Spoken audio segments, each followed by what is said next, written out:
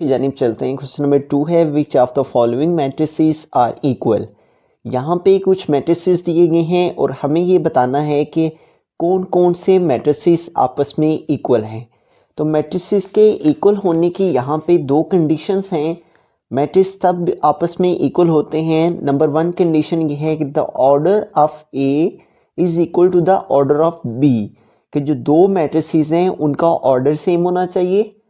There corresponding entries are equal, और उनकी जो क्रॉसपॉन्डिंग एंट्रीज हैं वो भी इक्वल होनी चाहिए। फॉर एग्जांपल, अगर यहाँ 1 है तो यहाँ भी 1, यहाँ 3 है तो यहाँ भी 2 + 1 3। तो इस तरह से क्रॉसपॉन्डिंग जो एंट्रीज हैं वो भी इक्वल होनी चाहिए। और हमारे पास जो ऑर्डर है, अगर इसमें हमारे पास 2 रोज और 2 कॉलम हैं तो मैट्रिसेस बी में भी हमारे पास 2 रो और 2 कॉलम्स होने चाहिए, तब ही हमारा मैट्रिक्स ए मैट्रिक्स बी के इक्वल होगा। तो आइए इनको सॉल्व करते हैं। तो सबसे पहले हमारे पास जो मैट्रिक्स ए है, इसका ऑर्डर है हमारे पास 1 by 1। तो इसमें एक ही रो है और एक ही कॉलम है, ठीक है। हम इसका ऑर्डर लिख देते हैं। इसी तरह मैट्रिक्स बी का ऑर्डर लिख लेते हैं। तो यहाँ पे देखें, इसमें 1 रो है जबकि 2 कॉलम हैं, 1 रो एंड 2 कॉलम। तो हम लिख देंगे 1 by 2। इसी तरह यहाँ पे मैट्रिक्स सी है हमारे पास, तो इसको हम सॉल्व कर लेते हैं। तो 5 से 2 सेपरेट कर देंगे तो क्या आ जाएगा, 5 से 2 सेपरेट करने से इसको थोड़ा सिंप्लीफाई किया हमने। 5 - 2 था तो 5 - 2 का आंसर हमारे पास क्या आ जाएगा, 3, ठीक है। तो अब हम इसका ऑर्डर लिख लेते हैं। तो 1 इसमें हमारे पास रो है और 1 ही कॉलम, तो हम लिख देंगे 1 by 1। अब यहाँ पे देखिए मैट्रिक्स बी है जो हमारे पास, तो इसमें हमारे पास 1 रो है और 2 कॉलम है। तो क्या आ जाएगा, 1 by 2। उसके बाद जो नेक्स्ट मैट्रिक्स है हमारे पास वो है ई और उसके बाद एफ है, जबकि जी को हम थोड़ा सिंप्लीफाई कर लेते हैं।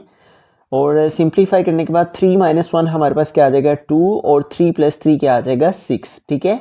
और अगर हम इस जी मैट्रिक का ऑर्डर लिखते हैं तो वो हमारे पास क्या आ जाएगा, 1 and 2, 2 रोज हैं इसमें जबकि 1 कॉलम है, ठीक है। तो हम लिखेंगे 2 by 1। उसके बाद आगे देखें मैट्रिक्स आई है हमारे पास। तो यहाँ पे देखें हमारे पास इसको थोड़ा हम सिंप्लीफाई कर लेते हैं। ये 3 हो जाएगा और 3 + 2 क्या आ जाएगा, 5। इसी तरह मैट्रिक्स जे को भी हम थोड़ा सिंप्लीफाई कर लेते हैं। तो यहाँ पे देखें 2 + 2 है तो 2 में 2 ऐड करेंगे तो 4 हो जाएगा, और 2 - 2 है तो 2 - 2 0, 2 + 4 है तो 2 + 4 क्या आ जाएगा, 6, और 2 + 0 का आंसर 2, ठीक है। अब हम इन तमाम मैट्रिसेस के ऑर्डर्स हमने देख लिए हैं। अब हम देखते हैं कि वो कौन से मैट्रिसेस हैं जिनका ऑर्डर भी सेम है और जिनके एंट्रीज भी सेम है। तो ये देखें हमारे पास जो मैट्रिक्स ए है और ये जो मैट्रिक्स सी है, इस मैट्रिक्स ए का ऑर्डर क्या है, 1 by 1, जबकि मैट्रिक्स सी का भी ऑर्डर क्या है, 1 by 1। जबकि मैट्रिक्स ए की एंट्री 3 है जबकि मैट्रिक्स सी की एंट्री भी 3 है।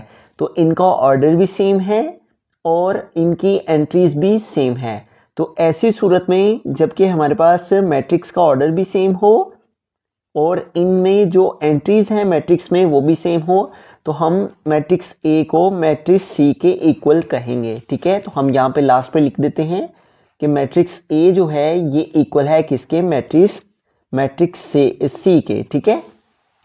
अब यहाँ पे देखें जो मैट्रिक्स बी है और जो मैट्रिक्स डी है, इनका ऑर्डर तो सेम है। इसका ऑर्डर भी 1 रो और 2 कॉलम है, और मैट्रिक्स डी का भी ऑर्डर 1 by 2 है, ठीक है। 1 रो और 2 कॉलम है, लेकिन इनकी एंट्री सेम नहीं है।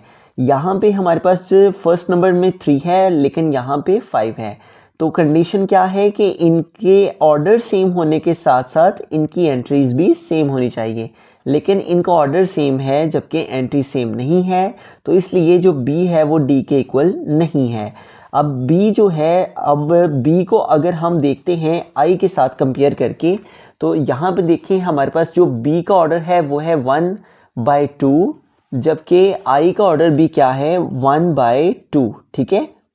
हम यहाँ पे इसका ऑर्डर भी लिख देते हैं 1 by 2। 1 रो है जबकि 2 कॉलम है।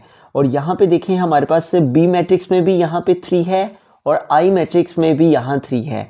और बी मैट्रिक्स में यहाँ पे 5 है, इसी तरह आई मैट्रिक्स में भी यहाँ 5 है। तो इन दोनों वैल्यूज़ का बी का ऑर्डर और इनकी एंट्री सेम है और आई का ऑर्डर और इनकी एंट्री सेम है। तो इस तरह से हम लिख सकते हैं कि जो बी मैट्रिक्स है वो किसके इक्वल है, आई मैट्रिक्स के। उसके बाद देखें हमारे पास जो मैट्रिक्स एफ है उसका ऑर्डर क्या है, हमारे पास 1 एंड 2 रोज हैं इसमें, ठीक है। इसका ऑर्डर यहाँ पे लिख देते हैं, 2 रोज हैं जबकि 1 कॉलम है, तो हम लिख देंगे 2/1।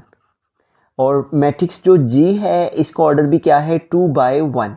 मैट्रिक्स एफ का ऑर्डर भी 2/1 और मैट्रिक्स जी का ऑर्डर भी 2/1। और मैट्रिक्स जो एफ है इसकी एंट्रीज भी 2 और 6 हैं जबकि मैट्रिक्स जी की एंट्रीज भी 2 एंड 6 हैं। तो यहाँ पे देखिए हमारे पास ऑर्डर भी सेम है और एंट्रीज भी सेम है, ठीक है। तो ऐसी सूरत में जबकि ऑर्डर भी सेम हो और उन मैट्रिक्स में जो एंट्रीज हैं वो भी सेम हो तो हम एफ मैट्रिक्स को जी मैट्रिक्स के इक्वल लिख सकते हैं। तो हम लिखेंगे मैट्रिक्स एफ और ये इक्वल है मैट्रिक्स जी के।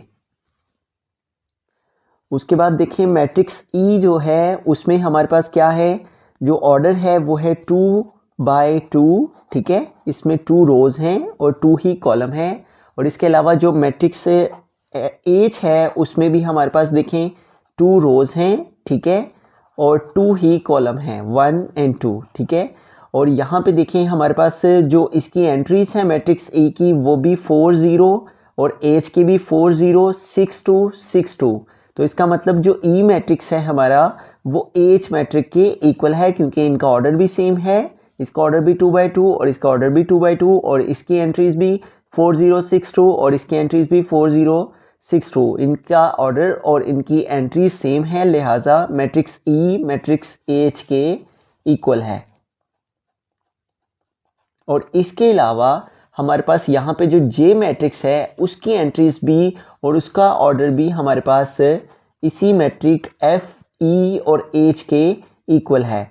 इसका ऑर्डर भी हमारे पास 2/2 है जबकि एच का ऑर्डर भी 2/2 और ई का ऑर्डर भी 2/2 और जे की एंट्रीज भी 4 0 6 2 और एच की एंट्रीज भी 4 0 6 2 जबकि ई की एंट्रीज भी 4 0 6 2। तो इस तरह से ई मैट्रिक इक्वल है एच के और एच मैट्रिक्स हमारा किसके इक्वल है, जे के। तो हम लास्ट पे लिख देंगे E is equal to H is equal to J, कि ये जो तीनों मैट्रिक्स हैं हमारे इनके ऑर्डर भी सेम है और इनकी एंट्रीज भी सेम है, ठीक है। जो एंट्रीज इसकी हैं वही एच की हैं, जो ऑर्डर इसका है वही जे का है और वही एंट्रीज एच की हैं। तो इस तरह से हमने जो से मैट्रिक्स आपस में ऑर्डर सेम रखते थे और एंट्रीज सेम रखते थे उनको हमने एक दूसरे के इक्वल लिख दिया।